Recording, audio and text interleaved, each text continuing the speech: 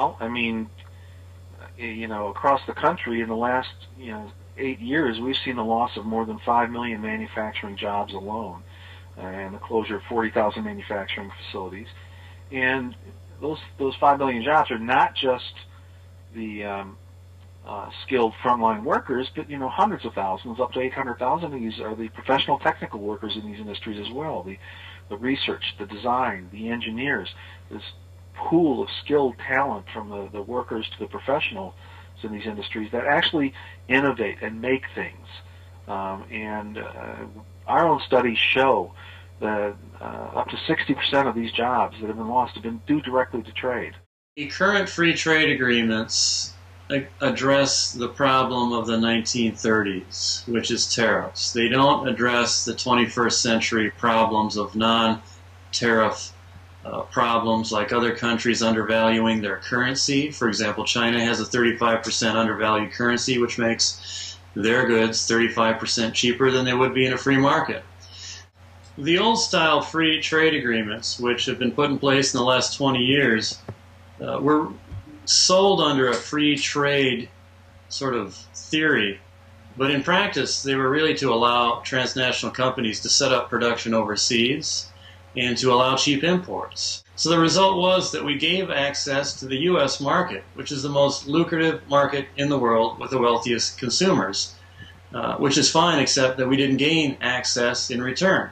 And to the extent we did gain some access, it was to markets with poor people that were struggling to get along day by day. So the predictable result was this huge trade deficit.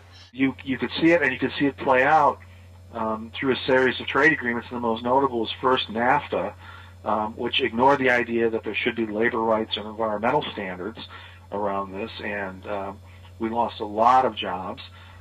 We put a lot of people off the land in Mexico that created part of the illegal immigration problem that the United States faced in the last decade.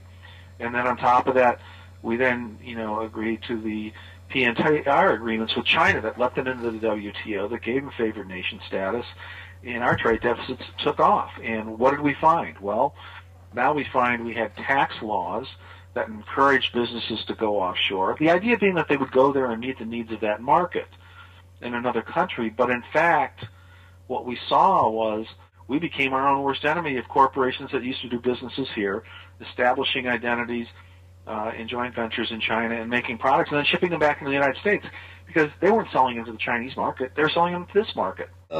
Anybody that produces anything in this country has to really go above and beyond the normal call of duty to put things on the market at a cost that is really well below the cost of our production here, in order to have an opportunity to compete in the local global marketplace. This is a scenario that does not work well for American farmers, it does not work well for American manufacturers, and certainly does not work well for laborers. The people that have the greatest knowledge of international trade in this country are the people who work for multinationals. Mm-hmm.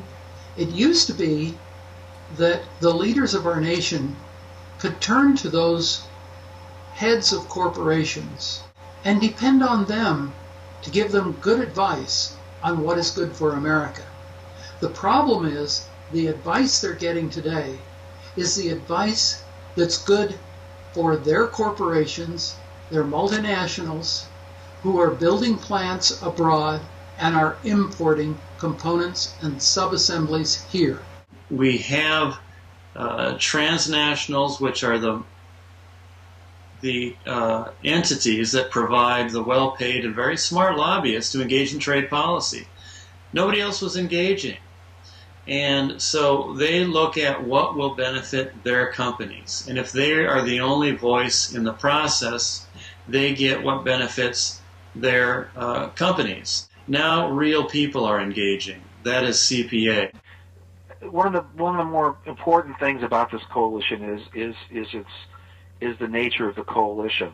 That we are a cast of unlikely characters to be together, and people are always surprised when we come into a room together and you go, wait a minute, you got manufacturers, and a lot of them aren't even union ones, and geez, you got unions, and you got farmers, and you got ranchers. What are all you people doing together? Well, the irony is our trade policies have affected all of us in a similar fashion, and we're all deeply concerned about the direction of the country as a result. So our coming together as a group gives a very different flavor to this coalition than most. We try to approach it in a variety of ways. First of all, we have a number of our members who are members of the trade advisory committees, and we try to express our points of view there. And we found a more effective way of managing this process is by expressing a grassroots resistance. And we have organized town meetings. We have gone to direct lobbying and education initiatives on Capitol Hill and with local senators and congressmen when they come home to their districts. And we have found those to be impressive, especially when into the room walks a farmer, besides a member of organized labor, beside a member of a prominent manufacturer in the neighborhood or a group of manufacturers in the region. This makes a very profound statement. Just the combination of these three major sectors of our economy. If we walk in there together, say, listen, there's a lot of things that we don't agree on, but on this we agree. To only work in Washington, D.C.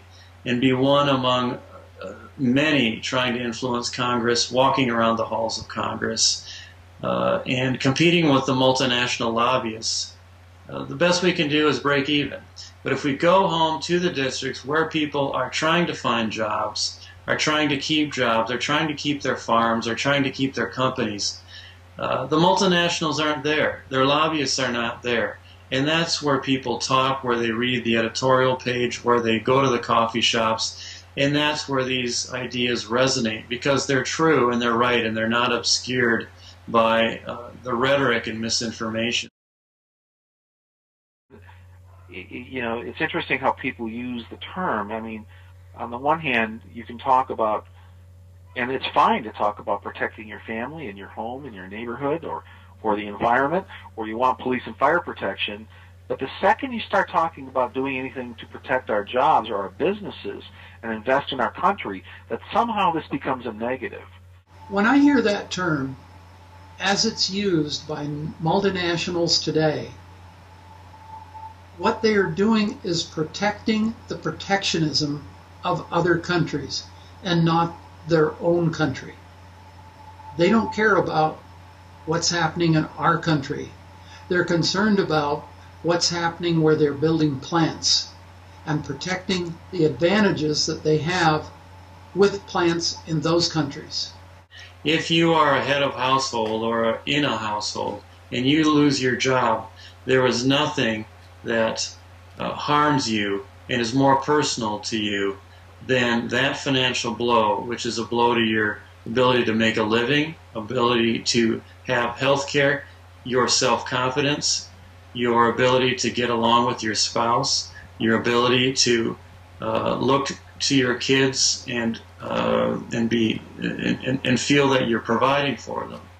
Every time we offshore a manufacturer to a third world country, whether it's India, Asia, or elsewhere, the particulate pollution increases by anywhere from 5 to 10 times. The human rights issues are fundamentally affected by where we buy goods and ship our manufacturing. We replace well-paid, well-treated manufacturing workers here with poorly paid, poorly treated workers in other countries. So whether it's labor issues, environmental issues, human rights issues, economic issues, they're fixing the trade problem produces tremendous measurable improvement in all of those areas.